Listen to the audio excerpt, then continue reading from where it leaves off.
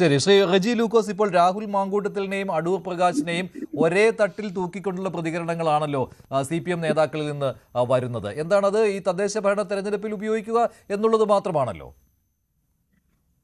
തദ്ദേശ ഭരണ ഉപതെരഞ്ഞെടുപ്പിൽ ദിലീപ് വിഷയം ഒരു ചർച്ചാ വിഷയമാകുമെന്ന് ഞാൻ പ്രതീക്ഷിക്കുന്നില്ല. കാരണം ഗ്രൗണ്ടിൽ വർക്ക് ചെയ്ത ഒരാളെന്ന് പറയുമ്പോൾ വളരെ വ്യക്തമറിയാം. പക്ഷേ കേരളത്തിൽ ഏറ്റവും കൂടുതൽ റിഫ്ലക്ട് ചെയ്തൊരു വിഷയം എന്ന് പറയുന്നത് KPCCയുടെ നേതൃത്വത്തിൽ കേരളത്തിലെ സുരക്ഷയ്ക്കും കേരളത്തിലെ സ്ത്രീ സുരക്ഷയ്ക്കും പ്രത്യേകിച്ച് ഭയപ്പെടുത്തുന്ന നേതാക്കന്മാർ കൂടിയിരിക്കുന്നുണ്ടെന്നുള്ളത് ചർച്ചാ വിഷയമാണ്. അതിൽ ഏറ്റവും കൂടുതൽ പൊളിറ്റിക്കൽ ഡാമേജ് വന്നിരിക്കുന്നത് സാക്ഷാൽ KPCC പ്രസിഡന്റ് ബഹുമാനപ്പെട്ട സണ്ണി ജോസഫ് സാറിനാണ്.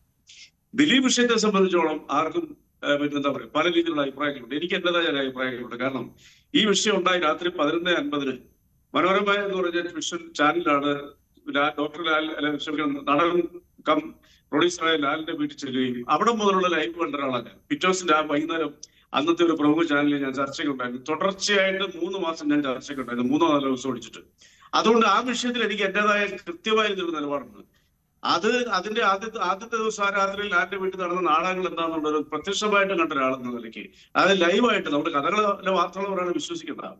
എനിക്ക് എന്റേതായ ചില നിഗമനമുണ്ട്. ഞാൻ ഈ ചർച്ചയിൽ ഡിസ്ക്ലോസ് ചെയ്യാനായിട്ട് ആവശ്യപ്പെടുന്നില്ല, അത് ആഗ്രഹിക്കുന്നില്ല. അത് പിന്നീട് നമുക്ക് ഒരു ചർച്ച ചെയ്യാം. ഇതൊക്കെ ഒന്ന് കലങ്ങി പറയട്ടെ. ഇവിടുത്തെ വിഷയം എന്താണ്? ഇവിടുത്തെ ഏറ്റവും വലിയ പ്രശ്നം എന്ന് പറയുന്നത്, ഇപ്പൊ പൊളിറ്റിക്കലി പറയുകയാണെന്നുണ്ടെങ്കിൽ അടൂർ പ്രകാശിന്റെ അഭിപ്രായം അടൂർ പ്രകാശ് പറയുന്നതിനോടൊന്നും എനിക്ക് വിയോജിപ്പൊന്നുമില്ല. അതിൽ ഭാഗികമായിട്ട് ശ്രീജിത്ത് പണിക്കർ പറയുന്നതോട് ഞാൻ യോജിക്കുന്ന ഒരാളാണ്. പക്ഷേ അടൂർ പ്രകാശ് പറഞ്ഞ ചില കാര്യങ്ങൾ അദ്ദേഹം UDF പ്രമുഖനായതിനു ശേഷം അദ്ദേഹം പറഞ്ഞ വിടുവായുത്തരങ്ങളുടെ ഒരു പരമ്പര തന്നെ നമുക്ക് പറയാൻ പറ്റും. ഏറ്റവും ഒടുവിൽ പറഞ്ഞത് ഈ ആദ്യത്തെ പെൺകുട്ടിയുടെ ശബ്ദം ആദ്യം AA ആണെന്ന് അദ്ദേഹം പറഞ്ഞു. അതൊക്കെ ഒരു രാഷ്ട്രീയ നേതാവിന്റെ ഭാഗത്ത് നിന്ന് പറയാൻ പറ്റുമോ? പ്രത്യേകിച്ച് സ്ത്രീയായിട്ട് ബന്ധപ്പെട്ട ഒരു വിഷയത്തിൽ അതിനകത്തൊക്കെ മിതത്വം പാലിക്കണമെന്നുള്ള അഭിപ്രായമുള്ള ആളാണ് ഞാൻ. കാരണം നമ്മുടെ നാടെന്ന് പറയുന്നത് ഏത് രീതിയിൽ ഏത് വൃത്തിയായിട്ട് പ്രവൃത്തി ചെയ്യുന്നവരെ അനുകൂലിക്കുന്ന കുറെ ആളുകളുടെ സംഗമമായിട്ട് കേരളം മാറിയിട്ടുണ്ട്. പക്ഷെ എന്നെ ഭയപ്പെടുത്തുന്നത് ഇതൊന്നുമല്ല. ഇന്ന് KPCC പ്രസിഡന്റ് പറഞ്ഞൊരു പ്രസ്താവനയുണ്ട് മാധ്യമങ്ങളോട്. എന്താ അറിയോ? കെണി ഒരുക്കാനായിട്ട് പാർട്ടിക്ക് കെണിയൊരുക്കാൻ കെട്ടിച്ചമച്ച ഒരു കഥയാണ് ഈ രണ്ടാമത്തെ പരാതി എന്ന് അദ്ദേഹം പറഞ്ഞത്. അദ്ദേഹത്തിന്റെ ഉത്തരവാദിത്തപ്പെട്ട പദവിയിൽ നിന്ന് MLA സ്ഥാനത്ത് നിന്ന് അദ്ദേഹം രാജിവെക്കണം. കാരണം ഒരു മനുഷ്യനും അങ്ങനെ പറയാൻ പാടില്ല. അദ്ദേഹം എവിടെയാണ് ഇരിക്കണം എന്നുള്ളതിന്റെ വലിയ സുബോധം അദ്ദേഹത്തിനുണ്ട്. അദ്ദേഹം പറഞ്ഞ എന്താ, ഈ പെൺകുട്ടിക്കിട്ട് അദ്ദേഹം ചാരിയിരിക്കുന്നത്. ആദ്യം ഈ പെൺകുട്ടി പരാതി കൊടുത്തു KPCC പ്രസിഡന്റിനും മുഖ്യമന്ത്രിക്കും ഒക്കെ.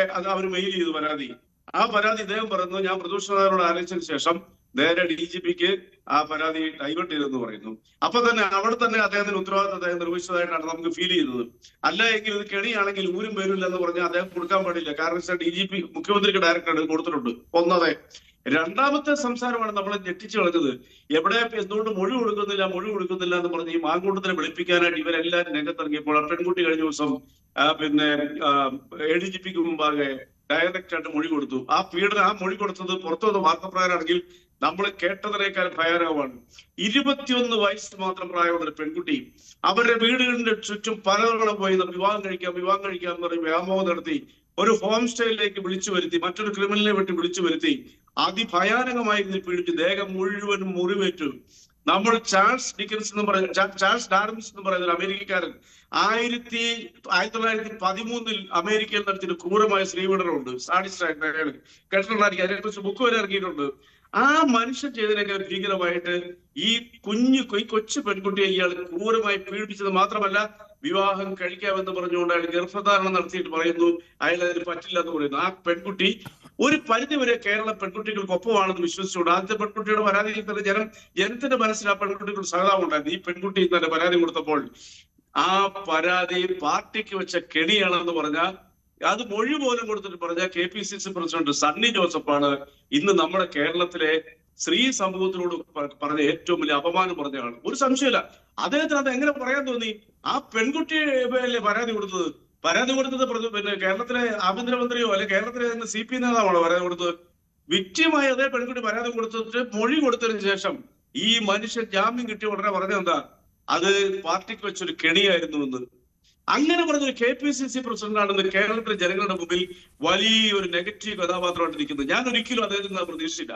അദ്ദേഹം KPCC പ്രസിഡന്റ് ആയതിനു ശേഷം അദ്ദേഹം മലയൊന്നും മറിക്കത്തില്ല, ഒരു ഉത്തേജനമൊന്നും ആ പാർട്ടിയിൽ നമുക്കറിയാം. കാരണം ഒരു ദുർബല ആരുടെയോ ഒരു നോമിനിയായിട്ട് അദ്ദേഹം വന്നൊരു പകരക്കാരനായിട്ട് വന്നു. ആന്റോ ജോസഫിന്റെ പേരിൽ വന്ന ആരോപണങ്ങളുടെ പേരിൽ ഇദ്ദേഹം വന്നപ്പോൾ നമ്മൾ കരുതുന്ന മാന്യനായ വ്യക്തി മാന്യമായ രീതിയിൽ മിതത്തോടുകൂടി തന്നെ മേലാളന്മാർ പറയുന്ന അനുസരിച്ച് പോകുന്ന പ്രതീക്ഷ. പക്ഷെ ഇദ്ദേഹം ആദ്യ ദിവസം വെരി ഫസ്റ്റ് ഡേ ഓൺവേഴ്സ് ആദ്യത്തെ പരാതി കിട്ടിയ ആ ഓഡിയോ വന്ന് അന്ന് മുതൽ ഈ സണ്ണി ജോസഫ് എന്ന് പറയുന്ന KPCC പ്രസിഡന്റ് നിലപാടെന്തായിരുന്നു നിങ്ങൾ ആലോചിച്ച് നോക്കും. അടുത്ത പ്രാവശ്യമൊക്കെ പോട്ടെ, അടുത്ത പ്രാവശ്യമായിട്ട് നമുക്ക് വിലയിരുത്താൻ ഒരുപാട് ഘട്ടങ്ങൾ വേറെ ഉണ്ട്. KPCC പ്രസിഡന്റ് സണ്ണി ജോസഫിന്റെ നിലപാടെന്തായിരുന്നു? ആദ്യ ദിവസം മുതൽ BD സതീശന്റെ നിർബന്ധ ബുദ്ധിയാൽ ഇയാളെ സസ്പെൻഡ് ചെയ്തതിന്റെ 2 ദിവസം കഴിഞ്ഞപ്പോൾ നിയമസഭയിലേക്ക് എത്താനായിട്ട് പ്രേരണ കൊടുത്ത ആരാ? അയാളോടൊപ്പം പോയ യൂത്ത് കോൺഗ്രസിന്റെ പ്രസിഡന്റ് അല്ലേ, ജില്ലാ പ്രസിഡന്റ്, അയാളൊന്നൊരു സ്ഥാനാർത്ഥിയല്ലേ? പിന്നീട് ഈ KPCC പ്രസിഡന്റ് തന്റെ കൈകൊണ്ട് തന്നെ സസ്പെൻഷന് വിധേയനാക്കിയ ആ മനുഷ്യനെ പിന്തുണച്ചുകൊണ്ട് എത്രയോ തവണ രംഗത്ത് വന്നു. പാലക്കാട് അയാൾ രംഗപ്രവേശം ചെയ്തപ്പോൾ ആദ്യം പിന്തുണ കൊടുത്ത ആരാ? ഈ KPCC പ്രസിഡന്റാ. സസ്പെൻഷൻ പറഞ്ഞ വാക്ക് അദ്ദേഹത്തിന് അറിയാവോ? അദ്ദേഹം ഒന്ന് മനസ്സിലാക്കണം. നാളുകളിൽ അദ്ദേഹം ജനങ്ങളെ ഇനി വീണ്ടും അഭിമുഖീകരിക്കുന്നതാ. അപ്പൊ ഈ ഇത്തരം നേതാക്കന്മാരും ഒരുപാട് പേരുണ്ട് ആ കൂട്ടത്തില്. ആ കൂട്ടത്തിലുള്ളത് ഷാഫി പറമ്പിലുണ്ട്, പിന്നെ നമ്മുടെ VK ശ്രീകണ്ഠനുണ്ട്. ഞാൻ അവരൊന്നും പരാമർശിക്കുന്നില്ല, അവർക്കൊന്നും അത്ര ഗൗരവം ഞാൻ കൊടുക്കുന്നില്ല. ഷാഫി പറമ്പിലൊക്കെ നിലപാടുകളെ ജനങ്ങൾ ചോദ്യം ചെയ്തോളൂ, അത് പിന്നീട് പോട്ടെ. ഈ KPCC പ്രസിഡന്റ് ഇപ്പോൾ പറഞ്ഞ വാക്കാണ് കേരളം ഭയത്തോടുകൂടി. ശരി, ശ്രീ റജി ലൂക്കോസ്, അപ്പോൾ അടൂർ പ്രകാശിന്റെ കാര്യത്തിൽ കോൺഗ്രസിന് അത്ര ബുദ്ധിമുട്ടുണ്ടാവുകയില്ല, അത് പറഞ്ഞു നിൽക്കാവുന്ന കാര്യമാണ്. അദ്ദേഹത്തെ തിരുത്തിക്കുകയും ചെയ്തു. ശ്രീ പണിക്കർ, പക്ഷെ ഇവിടെ സണ്ണി ജോസഫിനെ കൂടി ഈ ചിത്രത്തിലേക്ക് 3 പേരല്ലേ ഉള്ളൂ. ഈ KPCC പ്രസിഡന്റ് കേരളത്തിലെ പെൺകുട്ടികൾക്ക് സ്ത്രീകൾക്ക് നൽകുന്ന മെസ്സേജ് എന്താ? ഏതെങ്കിലും ഒരു സ്ത്രീ ഏതെങ്കിലും ഒരു കാമഭ്രാന്തന്റെ കയ്യിൽ അകപ്പെട്ട് പീഡനത്തിനോ ക്രൂരതയ്ക്കോ ഇരയായാൽ ഏതെങ്കിലും ഒരു രാഷ്ട്രീയ നേതാവാണെങ്കിലും പ്രമുഖനാണെങ്കിലും ഒരക്ഷരം പോലും മിണ്ടിയാൽ അത് ഈ രീതിയിലുള്ള നിങ്ങൾ ഞങ്ങളെ കെണിയിൽ വീഴ്ത്താൻ വേണ്ടിയിട്ടുള്ള ശ്രമമാണ്. ശ്രീ പണിക്കർ, ഇവിടെ എന്താണെന്ന് വെച്ചാൽ കോൺഗ്രസ് നേതാക്കൾ ഈ ചർച്ചയിൽ വരില്ല, കോൺഗ്രസ് നേതാക്കളോട് ഈ ചർച്ചയ്ക്ക് പോകേണ്ട എന്ന് പറഞ്ഞിട്ടുണ്ട്. നിരീക്ഷകർ